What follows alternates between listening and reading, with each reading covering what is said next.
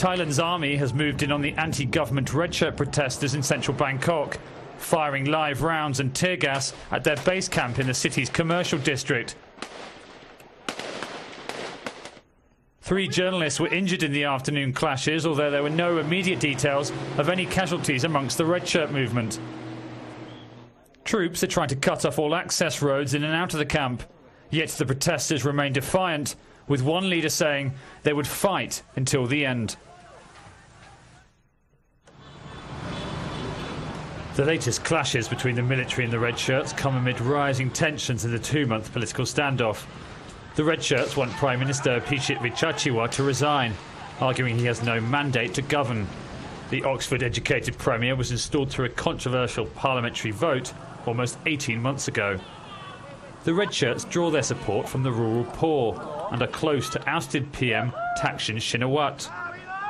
Pichit cancelled planned elections for November and ordered the army to get tough with the protesters after they ignored a deadline to leave their camp. The violence has killed 30 people and wounded more than 1,400 in what has been described as Thailand's worst political crisis for 18 years.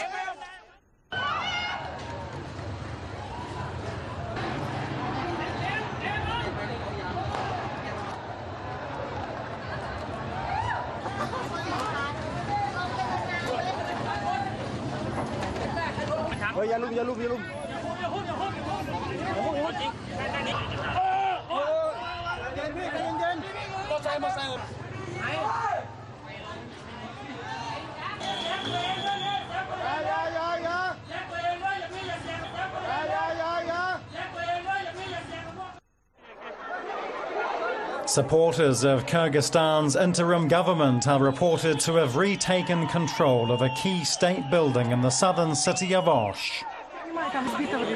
The government is vowing to track down and punish the organisers of what it's calling a coup attempt by backers of ousted President Kurmanbek Bakayev. Authorities say the pro-Bakayev protesters took control of government buildings in 3 southern regions. It's also reported the governor of the Jalalabad region was detained. Bakayev fled the country a month ago after a violent uprising against his government left dozens of people dead. The interim government says it wants to extradite Bakayev from the former Soviet state of Belarus. They accuse him of allowing soldiers to open fire on protesters before he was ousted. The danger of further explosions in a Russian coal mine has forced authorities to call off the search for 24 missing workers. At least 66 men died in a gas blast in the Siberian mine last weekend. This official says rescuers have already done their job outside the acceptable limits of risk, and they can't be left to work in such a complicated situation. Authorities say a fire is still burning in the mine and methane gas levels are very high and potentially explosive.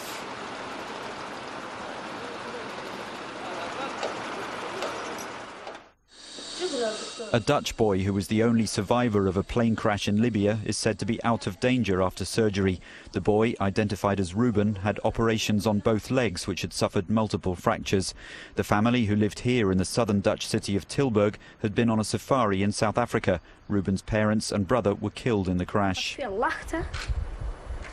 This classmate of the boy said he couldn't recognize his friend when he saw the pictures from hospital. Ruben's a cheerful person who laughs all the time, he said. He plays a lot with Lego in the classroom. He has a lot of friends. Everyone in the class likes him. He never gets into a fight and always plays outside, and we always play hide and seek together. It's thought up to 70 Dutch nationals were among the 103 victims of the crash. International experts have begun investigating why the Airbus A330 came down at Tripoli airport after a flight from Johannesburg. The plane, run by the Libyan airline Afrikia Airways, was virtually new. The Libyan government has ruled out terrorism. Video footage may have been released of the busted underwater pipe in the Gulf of Mexico, but it hasn't answered the big unknown about the deep water oil spill. Some say 5,000 barrels a day is being spilled. Others say it's closer to 70,000. BP is under pressure to clarify. I don't think they have as much of an interest in knowing how much oil is coming out as the public might. And so it may not be their top priority, but I think it's important for us to make it a top priority for them because we have a right to know how much oil is being released into the oceans as a result of their mistake. If 70,000 barrels a day is accurate, that would be about 11 million litres being spilled every day while efforts continue to contain it. That would be the equivalent of one Exxon Valdez disaster every 4 days. The name of the tanker that ran aground in Alaska in 1989. Mexico has begun exercises to prepare for the possibility of the spill reaching Mexican shores. So far, currents have carried millions of litres of oil from the damaged BP well towards the north and east. The Pope has used a visit to Portugal to repeat his opposition to gay marriage, just days before the practice is set to be legalised in the country. He was speaking to Catholic charity and social workers in the pilgrim destination of Fatima. The Portuguese president is expected to sign same-sex marriage into law next week, 3 years after the legalisation of abortion following a referendum.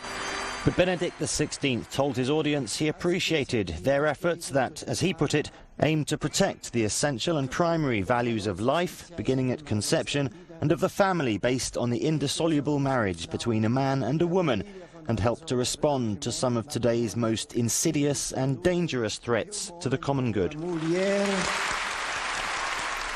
The Pope's intervention in the gay marriage debate may put more pressure on President Cavaco Silva to veto the bill that the minority socialist government recently passed through Parliament. Portugal's health minister responded by saying that the comments changed little as the Church's position on the matter was already well known. While more than 90% of the population is officially Catholic, observers say Portuguese society is becoming ever more secular.